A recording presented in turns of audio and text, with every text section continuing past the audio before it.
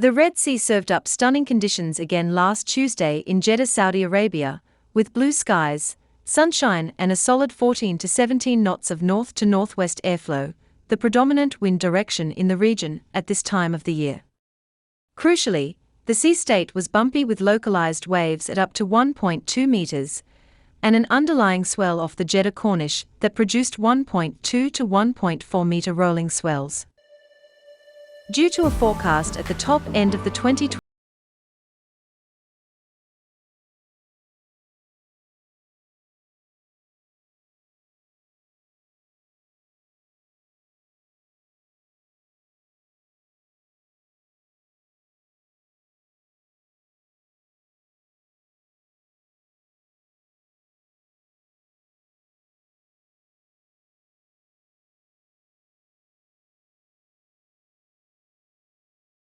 1.2 to 1.4 meter sea state.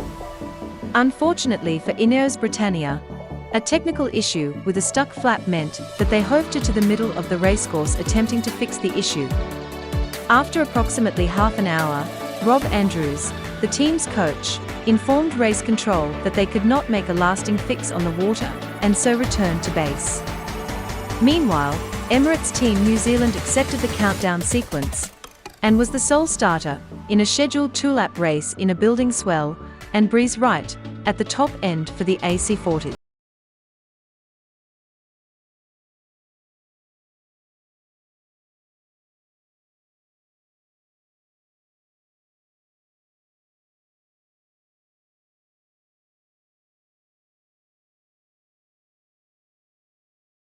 Away with two boards down, jibed and headed back towards race control.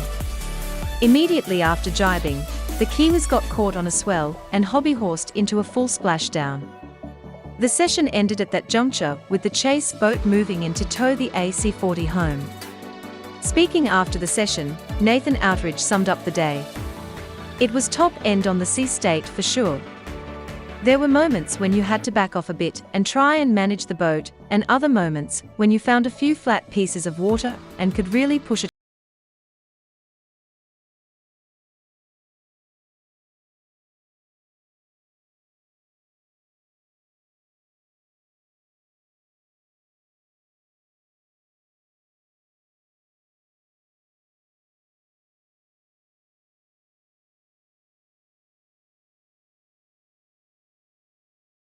we wanted to do, got back, and now we are starting to prep for probably lighter, flatter conditions.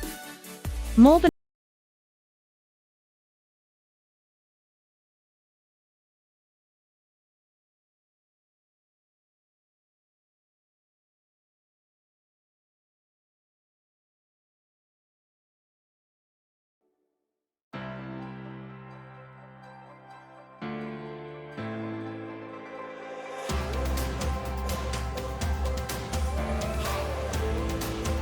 This is your weekly global sailing highlights show, The World on Water, for December 1st, 2023. Leaders, favourites and defending champions, Nico Poons Charisma got off to a solid start on the opening day of the 44 Cup Calero Marinas, the final event of the 2023 44 Cup. The Dutchman's Monaco-flagged RC44 leads after 3 races, but by a mere point from Team Nika, with Aleph Racing a further 2 behind in third. The last event of the 44 Cup finds the RC44s in the warm and familiar venue of Lanzarote in the Canary Islands, where they are being hosted by Calero Marinas. With the overall 2023 44 Cup set to be decided here, the competition is certain to be fierce. After a general recall, the first race starts and is followed by a major left-hand wind shift. Everyone tacks, aiming for the right side of the course, where the wind is both lifted and stronger. The course change for the second upwind initially helps to straighten the racecourse up, but on the final downwind, leader Aleph Racing falls into a wind hole, allowing those behind to catch up and overtake her. Finally, it is Team Nika that claims the bullet in front of Peninsula Racing and Charisma. Down the last run of the first race, it turned inside out at one point halfway down, and boats from the back were coming in, and it's just, I mean, there was definitely a little bit of luck in that first race for us to get the win, but it's just trying to be in the right places at the right time and hopefully get a little bit of luck. In race 2, the second windward mark rounding has Aleph Racing once again leading, followed by Charisma with a cushion over Team Nika and the rest of the fleet struggling behind them. These positions hold until the finish. Impressively, 44 Cup newcomers, Team 69 on the class's trial boat, managed to finish 5th, just astern of Team Aqua. Team 69 is skippered by average French sailor Laurent Deage, with Sébastien Cole calling tactics. In today's last race, the left seems to pay, as the consistent trio of Charisma, Nika and Aleph round the top mark, leading the fleet. Aleph sneaks into second place on the last run and ends the day in 3rd overall. Team Nika is 2 points ahead in second, with Charisma leading after the opening day by 1 point.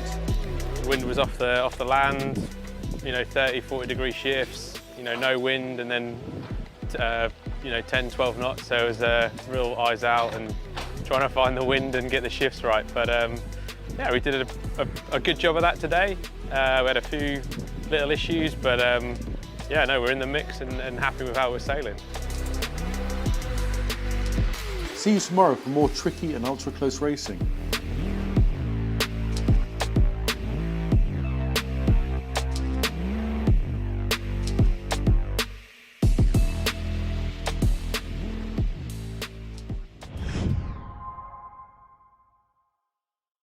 We are Sailing Only Media. Please subscribe, share, like, and check the alerts bell. Time is everything in the America's Cup, the clock never stops. So thanks to GAC Pindar for delivering the Ineos Britannia AC40 race boat, Athena, on time, to Jeddah. This is how the boats are delivered round the world by GAC Pindar. Once at the venue, here is the race format for the regatta in Jeddah on the Red Sea. The America's Cup relies heavily on the logistics aspect of a team coming together and delivering parts all around the world on time, just to get the sort of manufacturing piece under control, not to mention boats, people, containers, it's a huge puzzle. The America's Cup is a very tight program. We've got 3 years from start to finish and everything comes down to the day, so having something arrive when you expect it to is really important. It's more than a one-man band game now, so we've got our partner with GAC. A critical part of that relationship is having their experience and their knowledge and their support. They have 2 or 3 people supporting us a lot of the time, and then we have people inside the team, both here on site in Spain and in the UK, that tie up each end, so it's a real team effort, just in the logistics piece. At the end of the day, we're a sailing team and we want to be on the water as much as we can. So having things on a ship is really inefficient for us. So there's a lot of planning that goes into the time you don't have your kit and what you can do in that time. We've got guys within the team working with GAC to make sure that we have this, the shortest shipping route possible. But yeah, it's critical that we get the gear there on time and we have enough setup time there in Jeddah to make sure that we can, get straight into a good sailing session. We sailed right up until the last point that we could, and then it took us sort of 3 days to strip the boat down, load it onto the flat racks, trucks come and collect everything and took it to a port. Spends a bit of time in port getting clearances so that at the other end in Saudi Arabia things are as smooth as they can be. A 7 or 8 day shipping time to Saudi Arabia, and then we'll unload in Saudi Arabia, and we're about 70 kilometres outside of Jeddah, and then they'll get trucked into the port down there. And then over about 3 or 4 days, the containers are opened up, set up into a little small mini base that we have operating there, and the guys will reassemble the boat and get it ready for the event.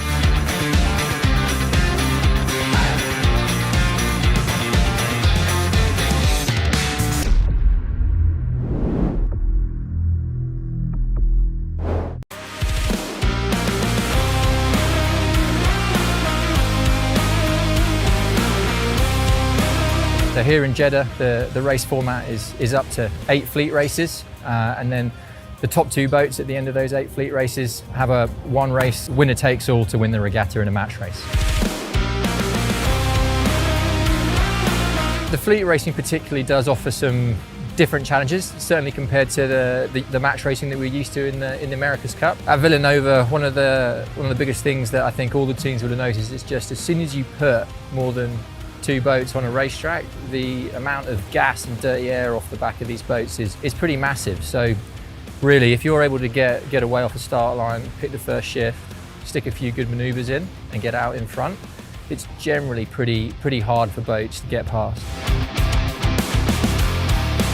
In the fleet racing in these AC40s, you can start on port or starboard. There's obviously no limit there. And traditionally in sailing, boats tend to start on starboard tack, but port tack starts in this class are certainly a viable and sometimes good option. It really just depends where the favoured side of the course is, where the bias is, how the traffic in the fleet's lining up. There's certainly no right or wrong when it comes to starting port or starboard, that's for sure. The teams that make that final have to have a pretty quick shift in mentality. It turns it from really looking after yourself to just having that one-on-one fighting element brought back in that naturally comes with match racing. Obviously the starting format and the way that we line up and the pre-start manoeuvres that we do are completely different. Yeah, hopefully we'll be able to be one of those two boats.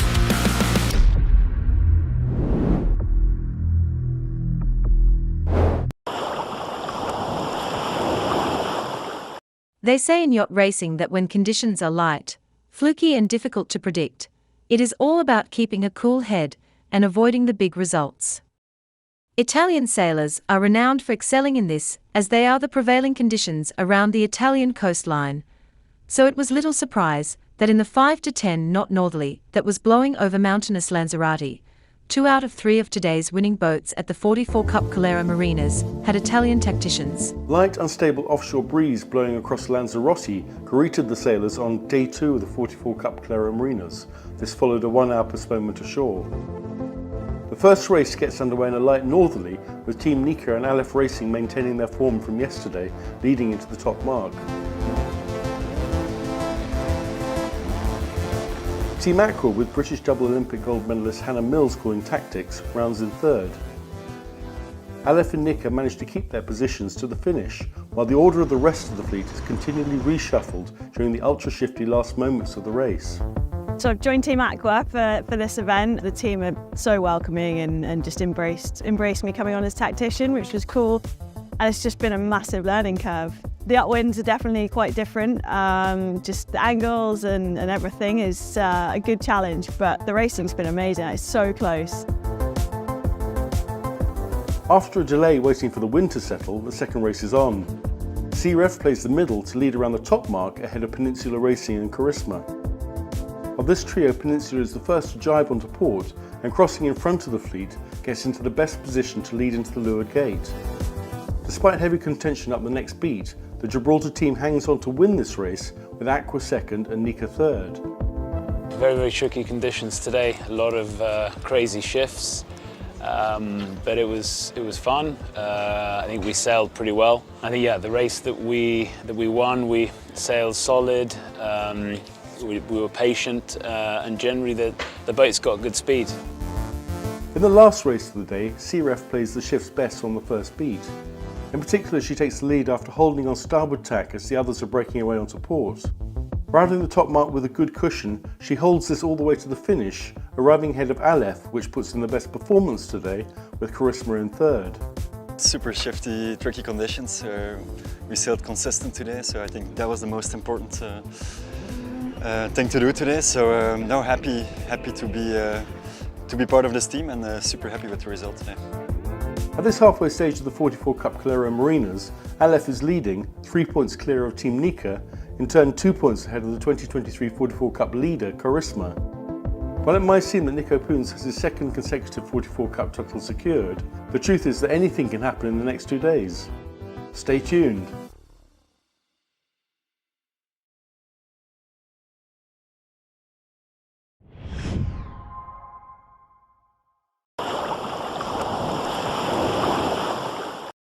The fourth day of the FAREAST 28, a European Sailing Championship in Limassol presented challenging weather conditions right from the start. In the morning, it became apparent that there wouldn't be sufficient wind for racing. Following a brief adjournment, a window of opportunity emerged, and a 4 to 6 knot sailing session took place. During this time, the wind intensity increased, adding an extra layer of complexity to the competition. At the only completed race, Sergej Kostovich's Bravo finished first, followed by Pa Svardsen's Happy Yachting, with Jonas Svensson on Drake taking the third position. Everything is going very good. The team is working hard, doing all the best, dealing with all the problems. And we had some technical issues on the previous races, but we deal with them during the race easily, so everything is quite good right now.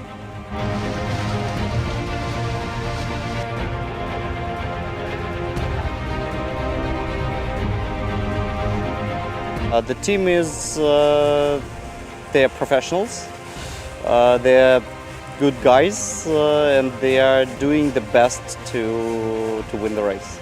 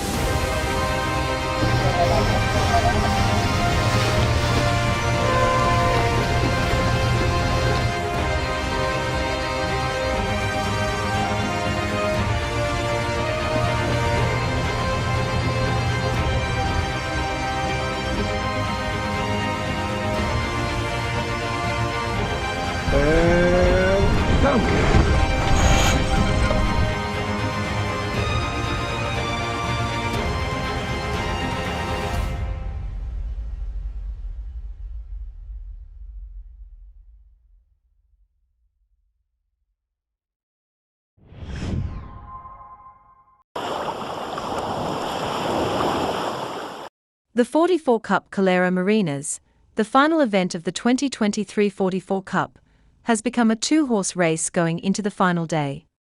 Once again today the star performers among the high-performance owner-driver 1 designs were Aleph Racing and Team Nika, both winning races, and, crucially, the only teams to avoid posting any big results. They currently are on 25 and 29 points, respectively, with the 2023 44 Cup's overall leader Nico Poons Charisma third on 35. It's day 3 of the 44 Cup Calero Marinas off Lanzarote, and the first race is underway in an east-northeasterly breeze blowing along the coast.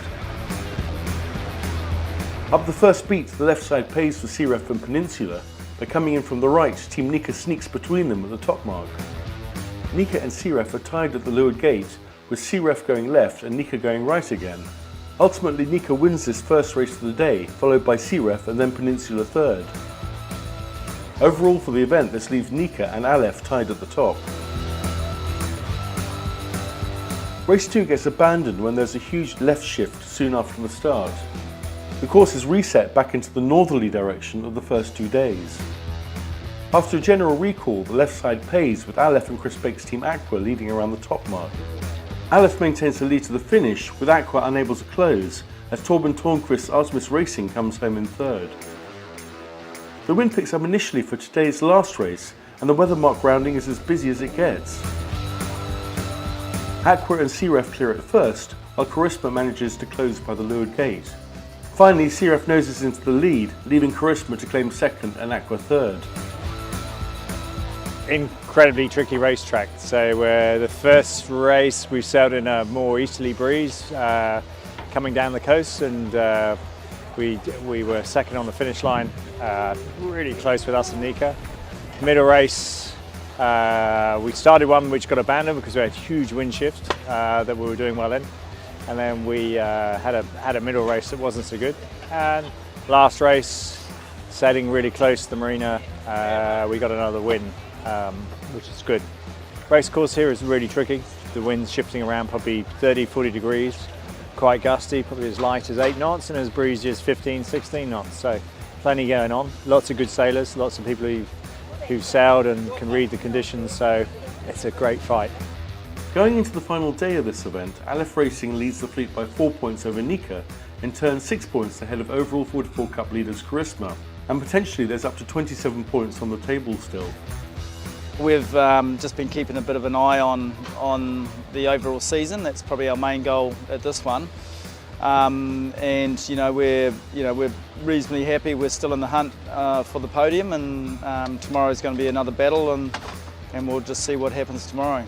If we sail well, we could still win the regatta. If we sail badly, then we could be at the back of the fleet as well. It's that close. We go into the last day tomorrow. We know we've got to keep working away, and Charisma are 10 points in front of us. That's possible. Peninsula are just in front of us. That's possible. We're tied with Aqua. So every point, every mark rounding, every boat we can get past, and all of tomorrow's races, that's all we've got to do. See you tomorrow for the final day of racing.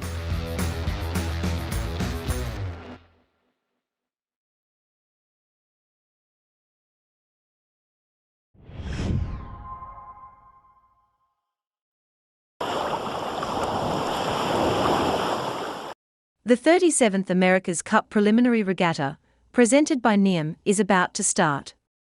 Who will win the last AC40 face-off? The first AC40 America's Cup Regatta, which was in Spain, was won by the New York Yacht Club. It's a very busy time now in the Red Sea, so can they repeat their win and go 2 up? After Jeddah, the next time all the teams meet will be in the big AC75 boats, which require full assets and crew. The stage, Jeddah, the Kingdom of Saudi Arabia. The oldest and greatest obsession in sport has come to the Red Sea. It's fight and flight in the AC40 racing yachts. These are the best of the best sailors in the world out there racing in one design AC40s, identical boats. This is the second America's Cup Preliminary Regatta. Round 1, Spain. The underdogs became the top dogs on opening day. Oh, that's a pretty aggressive moves. The French are pretty handy and pretty slippery in the light airs. We are pretty happy about the straight lines, about the start, so we are ready to race, yeah. Never ever underestimate an underdog. Then, the Kiwi defenders made their move. Emirates Team New Zealand are charging and they'll mow them down super quickly here. They are steaming into that top mark. Yeah, we're obviously really comfortable on the light air. Job done, maximum points for Emirates Team New Zealand. We're actually pretty comfortable in the breeze as well. But it was the Americans who gave a masterclass on the Mediterranean. The boats are absolutely ripping downwind. They really are. They're just like they're on rails. I do think these events count. American Magic get the win in race number 4. American Magic come home and they make it 2 from 2. They go back to back. The boats end up similar in speed. We now know that we've got a sailing team that can beat your sailing team. And to me, that's huge. Can they go 2 for 2?